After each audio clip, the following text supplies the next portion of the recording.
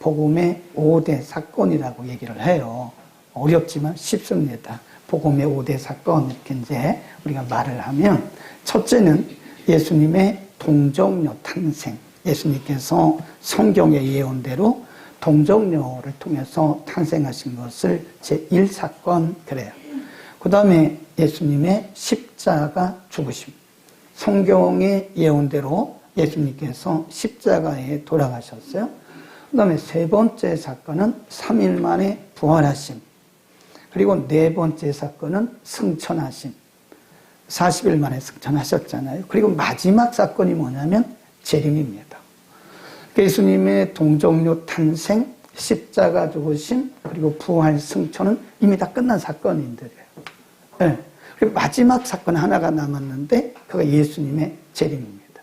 그건 언제인지 몰라요. 아무도 모릅니다. 예수님께서 마태복음 24장에서 그날은 아무도 모른다 하고 말씀하셨어요. 그게 퀘스천 마크예요. 언제 예수님께서 이 땅에 오실는지 아무도 모릅니다. 그러니까 우리는 누구냐? 예수님의 부활 승천과 재림 사이를 살아가는 사람들이에요. 그러니까 예수님께서 오시는 그날에 우리가 부활하는 거고요. 그러니까 우리는 지금 부활을 기다리면서 예수님의 재림을 바라보는 사람들이다. 예수님의 재림, 그리고 우리의 부활을 기다리는 그것이 우리가 지금 가슴이 뛰는 것은 예수님께서 곧 오실 것이고 예수님이 오심으로써 우리가 다시 죽었다가 살아가는 부활이 있기 때문에 가슴 뛰는 거죠. 네. 데살로니가 교회는 지난주에도 말씀드렸지만 이쪽을 우리가 이제 보통 유럽, 오늘날로 유럽이라고 그러고 이제 크게 보면 마게도냐라 그래요. 마게도냐의 최남단이 고린도인데 사도 바울이 고린도에 머물면서 바로 위로 올라가면 데살로니가라고 하는 곳이 있어요. 그 옆에 보면 베리아도 있고 빌립보도 있고 그렇습니다. 근데 우리가 데살로니가전서 1장을 보면 그 당시 마게도냐에 있어서 소문난 교회가 무슨 교회냐? 데살로니가 교회거든요. 근데 이 데살로니가 교회는 주로 그 구성원들이 누구냐면 이방인들 그리고 초신자들. 데살로니가전서 1장에 보면 데살로니가는 굉장히 그 교회는 마게도냐의 전 지역에까지 소문난 교회인데 그럼에도 불구하고 이 교회가 주로 이방인들과 초신자들로 구성이 됐기 때문에 공격을 받는 거예요. 교회는 언제나 공격을 받게 되어 있어요. 그래서 우리가 교회를 조직신학적으로 정의할 때 전투적 교회라 그런다. 예수님이 오실 때까지 교회는 끊임없는 싸움을 하는 거예요. 평안한 교회가 없습니다. 이 지상에 평안한 교회는 하나도 없어요. 다 전투해야 됩니다. 사탄과 싸워야 되고 그리고 불의와 더불어서 싸워야 돼요. 이 교회가 전투력을 잃으면 교회는 죽은 겁니다. 네. 교회가 사람들은 많이 모였는데 전투력이 없어요. 네. 악한 영들과 싸우지도 않고 불의와 맞서 싸우지도 않는다. 그러면 교회는 어떻게 보면 생명력을 잃은 것이다. 데살로니가 교회 문제가 뭐냐면 초신자들이 많고 이방인들이 많다 보니까 영적 공격을 받는데 영적 공격에 대해서 잘 대처를 못하는 거예요. 이 땅에 있는 모든 교회들이 다 공격을 받지만 살아있는 교회, 능력 있는 교회는요 영적으로 대처를 합니다. 아멘. 우리도 마찬가지죠. 우리가 이 세상을 살아가면서 아무리 믿음이 좋아도 사탄의 공격을 안 받는 사람은 없어요. 계속 시험을 받는 거예요. 그러나 살아있는 성도들은 그 시험을 이겨나가는 겁니다. 우리가 능력이 없을 때는, 우리가 믿음이 연약할 때는 계속 사단의 공격받고 넘어져 있는 거예요. 우리가 영적으로 몰라서 그렇지, 영적으로 보면 지금 넘어져서 이렇게 떠는 사람들도 굉장히 많대요. 성도들도 그렇고 교회들도 그렇고. 데살로니가 교회 문제가 뭐냐면 너무 잘하는 부분도 많은데 그 중에 일부가 뭐냐면 극단적인 사람들이 있는 거예요. 극단적인. 주로 그 극단적인 것이 뭐냐면 종말론, 극단론적 종말론주의자들. 우리가 종말론은 얘기를 해야 됩니다. 그런데 극단론적으로 말하면 그건 이단이에요. 우리가 귀신에 대해서 얘기를 해야 됩니다. 그런데 극단적으로 말하면 그것은 귀신론자들인 거예요. 그러니까 극단적인 것은 매우 위험한 거예요. 오늘 본문에 보면 이 데살로니가 교회가 어떤 문제를 안고 있었냐면 균형이 깨졌어요. 잘하고 있는데 그중에 일부가 지금 공격을 받아가지고 균형이 깨졌다. 한번 보시죠. 이들에게 있는 문제가 뭐였나? 이들이 규모가 없다. 6절입니다. 3장 6절. 시작. 형제들아, 우리 주 예수 그리스도의 이름으로 너희를 명하노니 규모 없이 행하고 우리에게 받은 유전대로 행하지 아니하는 모든 자에게서 떠나라. 그런 말씀. 8절에도 보면 규모에 대한 말씀을 하고요. 또 10절에도 보면 규모라는 그런 말씀도 계속해요. 7절에도 있고 이 규모가 없다. 데살로니가 교회를 통해서 우리에게 가르쳐 주시는 이 마지막 시대를 살아가는 성도의 삶의 자세, 이 부활을 기다리면서 예수님의 재림을 기다리는 마지막 시대의 성도들은 어떻게 살아야 되느냐? 지금 데살로니가 교회를 통해서 가르쳐 준 것이 뭐냐면 규모를 갖는 규모 있는 삶을 살라는, 규모 있는 생활을 해. 극단적으로 어떤 극단에 치우치지 말고 규모 있는 삶을 살라고 하는 겁니다. 데살로니가 교회가 규모 없는 사람들이 많아서 거기 나오잖아요. 6절에 보면 규모 없이 행하는 사람들이 너희에게 있으니 그들에게서 떠나가라. 그 모든 규모 없이 행하는 그 모든 사람들에게서 떠나가라. 그런 말씀을 해요. 규모가 뭐냐? 규모가 없단 말이 뭐냐? 규모란 말은 다르게 말하면 균형이 잡혔다. 밸런스가 잡혔다 그런 얘기고요. 규모가 없다 그 말을 원문에서 찾아보니까 그게 무슨 뜻이냐면 빈둥거린다 그런 뜻이에요. 자기의 일을 잊어버린 거예요. 자기가 무엇을 해야되며 내가 어디에 있어야 되는지를 모르는 거예요. 그래서 규모 없이 빈둥거리 왔다 갔다 극단적인 논에 빠져서 극단주의적인 사상에 빠져가지고 한쪽에 그냥 몰려서 살아가는 규모 없다 그런 겁니다. 그래서 우리가 이 마지막 시대를 살아가는 사람들은요, 목회자도 마찬가지, 성도들도 마찬가지. 예, 이 규모가 있어요. 빈둥거리고 우리가 삶의 균형, 신앙과 삶이 균형을 잃으면 우리는 건강하지 못한 신앙이다라고 하는 거죠. 우리가 예수님의 재림을 기다리면서 지금 이 시대를 살고 있는데 우리 시대가 굉장히 혼란한 시대입니다. 우리가 정신만 조금만 놓으면요, 우린 쫙 빨려 들어가게. 네. 우리가 조금만 기도하지 않고 우리의 정신을 차리지 않으면 우린 여러 가지 거짓 사상이라든지 잘못된 그런 사상들에 의해서 그냥 어떤 블랙홀에 빨려 들어가는 것처럼 쫙 빨려 들어가는 데다. 정신 차려야 된다고 하는 거예요. 우리가 늘 깨어 있어야 됩니다. 그래서 규모 있는 생활을 하기 위해서는 우리 자신을 우리가 늘 점검해야 돼요. 내가 어느 한쪽으로 지금 치우치고 있지는 않는가 그런 거죠. 우리가 말씀을 많이 읽는 것은 좋은데 말씀만 읽어서는 안 되거든요. 기도도 해야 되고 예배도 해야 되고 섬겨야 돼요. 어떤 분은 말씀은 많이 알고 있는데 섬기는 게 전혀 없어요. 이웃에게는 관심도 없어요. 그거는 극단적인 신앙이에요. 어떤 사람은 기도는 많이 해서 영적입니다. 근데 말씀을 잘 몰라요. 그리고 예배도 잘 안 드려요. 섬기지를 않아요. 그것도 극단적인 신앙, 건강한 신앙이 아니라는 거죠. 그래서 우리가 우리 자신을 이렇게 보면서 나는 정말 균형, 이 밸런스를 잘 맞추고 있는가라고 하는 거죠. 우리가 음식을 먹어도요, 골고루 먹어야 되거든요. 이 골고루. 때로는 쓴 거를 먹어야 돼요. 우리의 몸에 쓴 것이 필요합니다. 때로는 딱딱한 걸 먹어야 돼요. 때로는 다른 걸 먹어야 돼요. 다른 것은 맛있죠? 단 것. 이 단 것이 맛있는데 그 단 것만 먹으면 나중에 병 걸려요. 그러니까 때로는 쓴 거, 때로는 단 거, 때로는 딱딱한 거, 때로는 연한 것을 골고루 먹어야 우리가 건강한 거예요. 영적 생활도 마찬가지. 우리의 신앙생활도 어느 것이 좋다고 해서 그쪽으로 막 이렇게 집중해버리면 우리는 분명히 병 걸립니다. 네, 선교도 하고 또 전도도 하고 기도도 하고 말씀 묵상도 하고 예배도 드리고 섬기기도 하고 때로는 교제도 해야 돼요.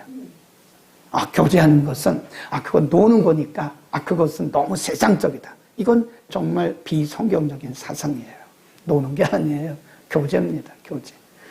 그래서 우리가 어느 쪽으로 치우치지 않도록 우리의 신앙과 삶이 잘 밸런스를 맞추는 게 좋다 하는 겁니다. 우리의 삶이 균형을 잡고 있는지를 한번 우리 자신이 살펴봐야 됩니다.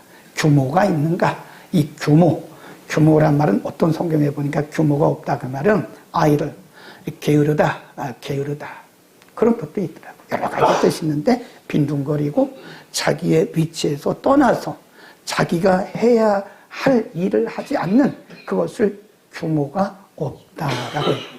우리는 규모 있는 삶을 삽시다. 우리 자신을 잘 점검해야 돼요.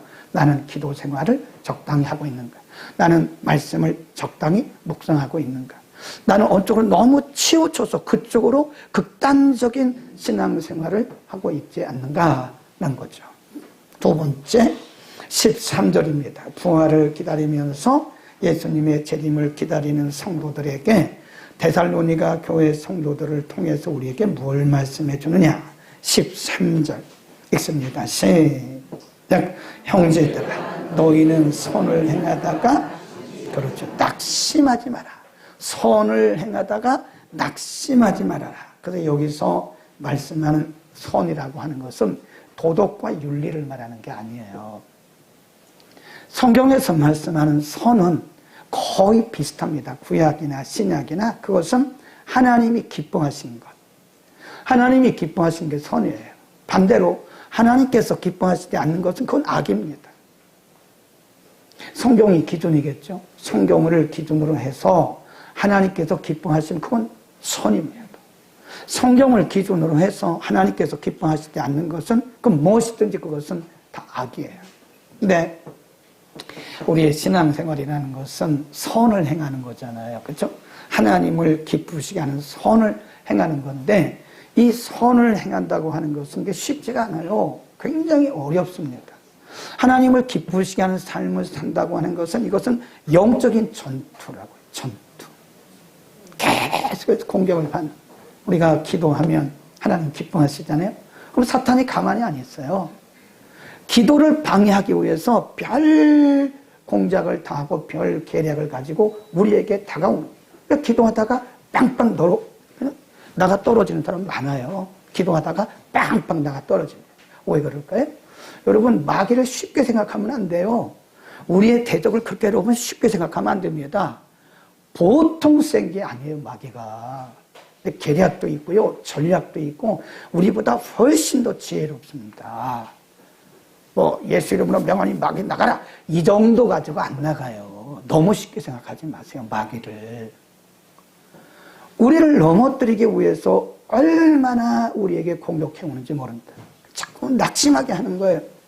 기도하다가 낙심하게 하고 성경 읽다가 낙심하게 하고 우리가 예배 드리다가 낙심하게 하고 하나님이 기뻐하시는 일을 하다가 낙심하게 하고 선한 일을 하다가 낙심하게 하고 그냥 낙심하지 말라고 말씀하는 거예요.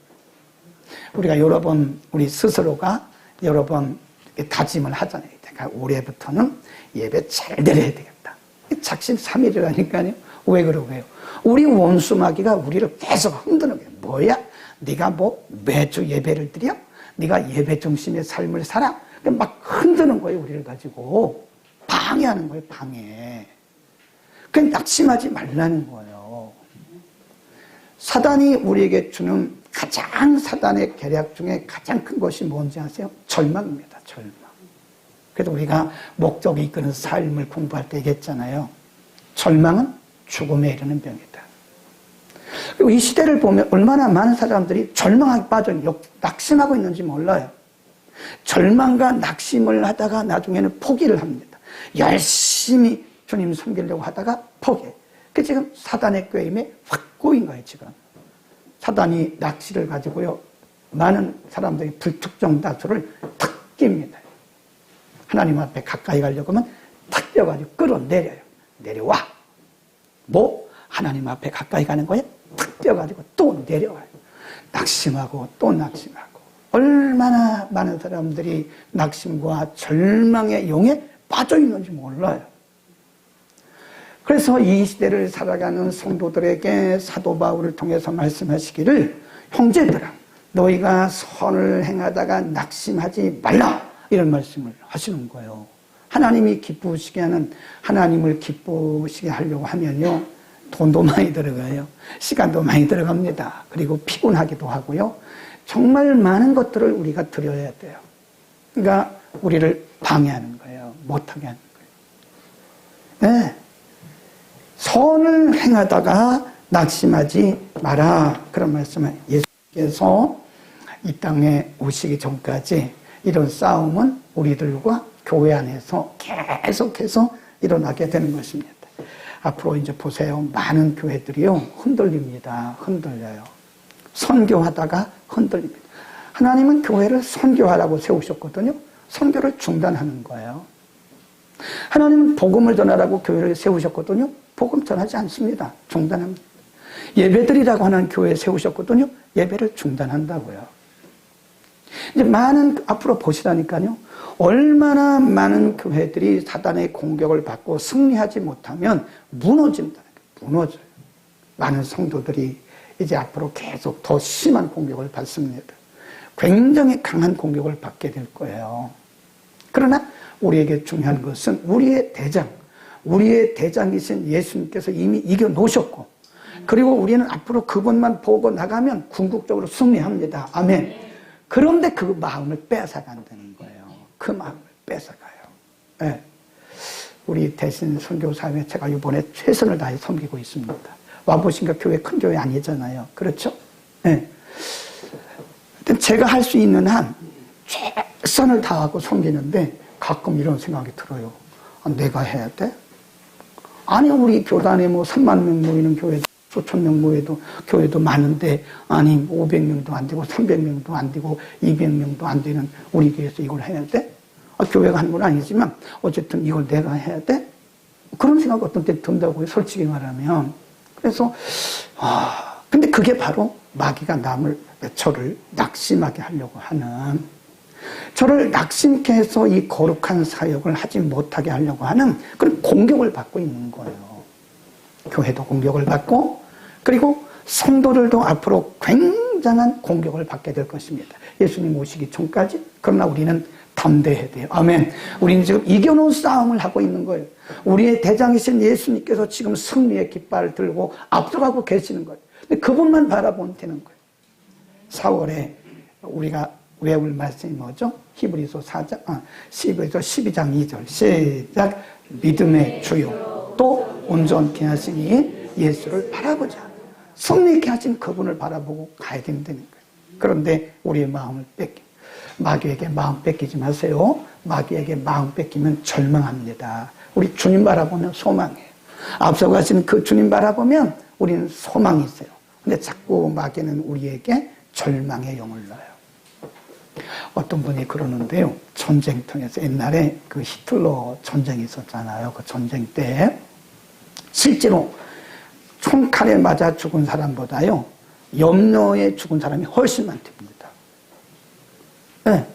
총에 맞아 죽은 사람보다 어떤 무기에 맞아 죽은 사람보다 염려에서 죽은 사람이 훨씬 많대요. 왜 그러냐? 내가 총 맞아 죽으면 어떡하지? 나 이거 미사일 맞으면 어떡하지? 아니 맞지도 않았어요. 아직 미사일을. 총도 안 맞았다고요. 그런데 미리 걱정하니까 걱정하다 그냥 죽어버리는 거잖아요. 네. 그때 그런 일화가 또 있어요. 사람들을 이런 그 수용소에 내가 막 가뒀잖아요. 수용소에 가뒀는데 어떤 수용소는요. 그 안에 막 수용소에 사람을 가두고 이 독가스 같은 거를 넣었는데도 사람들이 멀쩡한 거예요. 근데 어떤 수용소는 독가스도 별로 없다는 거예요. 근데 사람들이 다 죽었대 보니까 수용소 안에서. 그럼 왜 그랬을까? 보니까 독가스가 있는 그 수용소에 있는 사람들은 믿음이 있는 거예요. 그 중에 한 사람이 성경을 가지고 있었대잖아요. 그 사람이 계속 사람들에게 전하는 거예요. 계속 걱정하지 마십시오. 하나님 우리 함께 하시고 여기 함께 하십니다. 우리는 반드시 이깁니다. 그 성경 가지고 있는 한 사람이 옆에 있는 사람들 계속 소망의 메시지를 준 거예요. 이게 전하니까 하나님의 말씀을 통해서 소망으로 딱 엮여진 거예요. 그러니까 독가스가 있는 수용소 살았어요. 그런데 독가스도 없는 그 수용소에 있는 사람들이 다 죽었어요. 왜 죽었나? 이 사람들은 염려하다가 또 죽은 거예요. 누구의 전략이죠? 사탄의 전략입니다. 형제들아, 너희가 선을 행하다가 낙심하지 마라. 그 말은 하나님이 기뻐하시는 일을 할 때 우리가 기도하고 전도하고 선교하고 예배하고 섬기는 일에 사실 우리를 낙심케 하는 영들이 수시로 들어와요. 그래서 베드로전서 5장 7절에 보면 깨어라 근신하라 너희 대적 마귀가 우는 사자같이 다니면서 삼킬 자를 찾고 있다는 거예요. 누구든지 잡히면 넘어뜨리는 거예요. 우는 사자처럼 배고픈 사자처럼 누구든지 탁 잡으려고. 잡히면 안 된다니까요. 안 잡히는 비결이 뭘까요? 믿음으로 8절에 보면 대적하라 그랬어요. 대적하라. 마귀를 대적하라. 아멘. 우리는 절망하지 맙시다. 우리가 하는 게 아니에요. 내가 하려고 하면 자꾸 절망합니다. 만일 여러분 가운데 우리 가운데 절망과 낙심에 빠졌다면 지금 하나님을 신뢰하는 게 아니에요. 절대자 하나님을, 절대 통치권자 하나님을 우리가 절대적으로 신뢰한다면 우리가 걱정할 게 뭐가 있어요? 우리가 염려할 게 뭐가 있나요? 우리가 사는 것이나 죽는 것이나 성공하거나 실패하는 것이나 인간의 생사화복, 인간의 성공과 실패의 모든 것들이 하나님의 손에 달렸는데 그냥 다 맡기는 거예요. 그리고 하나님의 길을 이어신 대로 갑시다. 아멘. 우리는 승리했습니다. 아멘. 염려하지 마세요. 걱정하지 마세요. 아이고 저는 없어서 못하는데요.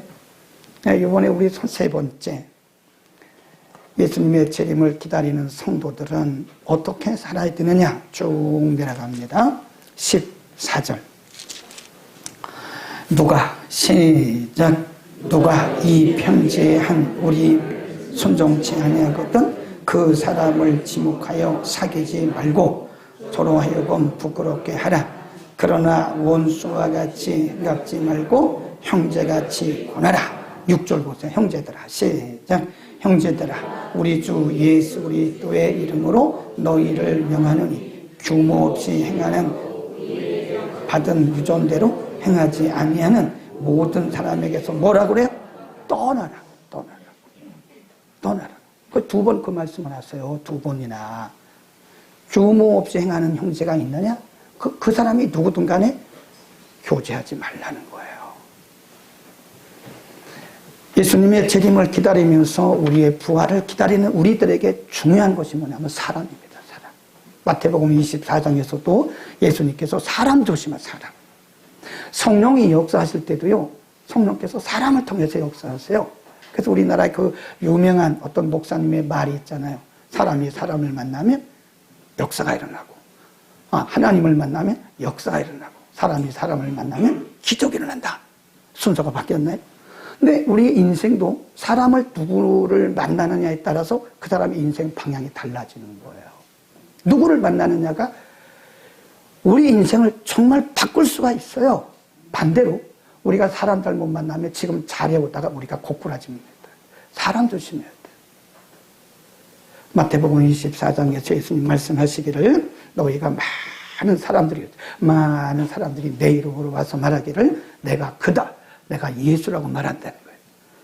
그러니까 예수님은 계속 경고하시고 말씀하시기를 사람을 조심하라는 거예요. 마지막 때는요. 사람 조심해야 돼요. 사람 잘못 만나면 우리 신앙생활 잘하다가 우리 신앙이 깨져버립니다. 옛날 잘하던 사람도요. 믿음이 깨지더라고요. 제가 아는 어떤 분은요. 천국도 갔다 오는 환상을 봤다니까요. 방언도 얼마나 잘하는지 몰라요. 근데 어느 날 보니까 완전 동네 아줌마가 돼버렸어요.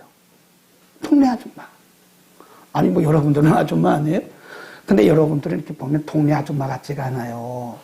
굉장히 멋있는 집사님, 권사님 같아요. 근데 그 집사님이요 동네 아줌마가 됐어요. 그럼 왜 그런가 그랬더니 이분이 그 아파트에 101호 아줌마, 103호 아줌마, 501호 아줌마, 1101호 아줌마, 1103호 아줌마 모여가지고 이 분들이 보니까 다 안 믿는 분들이에요. 믿는다 할지라도 믿음에 확신이 없이 그냥 왔다리 갔다리 하는 그런 분들이에요. 그런 분들과 매일 같이 친구를 하는 거예요. 그러니까 주일날도 교회도 안 가더라고. 그렇게 천국을 보는 환상도 보고 그렇게 방언도 하고 성령이 충만했던 그분이요. 그 집사님이 동네 아줌마가 되고 말더라고요. 왜 그랬을까요? 사람을 잘못 만났어요. 지금 사도 바울을 통해서 데살로니가 교회 성도들에게 말씀하기를 너희 가운데 규모 없이 행하는 자가 있느냐? 그들에게도 떠나라. 떠나라. 다시 보세요. 6절. 가까이 하지 말라는 거죠. 규모 없이 행하고 우리에게서 받은 유전대로 행하지 않은 모든 형제에게서 뭐라고요? 떠나라. 그 다음에 14절. 누가 이 편지에 한 우리 말을 순종치 아니하거든 그 사람을 지목하여. 그 말은 한 사람을 딱 꼽아서 그런 뜻이 아니고 그 사람을 잘 살펴서 그 말이에요. 그 사람을 잘 살펴서 뭐라고 그랬어요? 사귀지 말고 사귀지 말라니까. 교제하지 말라고요. 굉장히 중요해요. 목회자들도 보니까요. 되게 사람은 유유상종이잖아요. 끼리끼리 놀잖아요. 목회자들도 보면 이렇게 보면 또 그런 부류로 다녀요. 이렇게 놀려 다니고. 그런 분들을 보면 그런 겁니다. 교회 짓고 차 바꾸고 이런 거예요. 어떤 분들은 그런 것보다는 기도원 가고 서로 모여서 보고마, 동네 보고마 하고 이런 것에 또 관심이 있고 세계 선교에 관심이 있고. 그러니까 뭐 다 똑같아요. 목회자나 누구나 뭐 중직자나 일반 성도나 다 똑같아요. 누구를 만나느냐가 우리 인생을 우리의 신앙을 바꿀 수 있는 것이다. 자, 이제 우리 바꿔서 얘기하자고요. 이제 우리가 누구를 만나는가 사람을 조심하라고 말했으니 이제 우리가 좋은 성도가 돼야 돼요. 버팀목이 돼야 돼요. 그분들의 지지대가 돼야 돼요. 아멘. 그래서 흔들리는 성도, 세상으로 가려고 하는 그런 성도가 있으면 집사님 우리 기도해 갑시다. 끌어와야 된다. 우리 이렇게 합시다. 우리 전도합시다. 선교합시다. 그러면서 그런 성도를 자꾸 교회 안으로 하나님 쪽으로 말씀 쪽으로 이렇게 같이 끌어들여야 돼요. 우리가 좋은 이웃이 되어주면 되는 거예요. 영향력을 미치면 되는 거예요. 지금 어쩌면 저와 여러분의 도움을 필요로 하는 성도가 울고 있는지도 몰라요. 그의 연약함을 비난하지 말라고요. 그의 의심하는 것을 비판하지 말라고요. 오히려 우리는 그들을 품고 그들에게 좋은 지지대가 되어줘야 된다. 아멘. 기도하겠습니다. 걸어가신 우리 아버지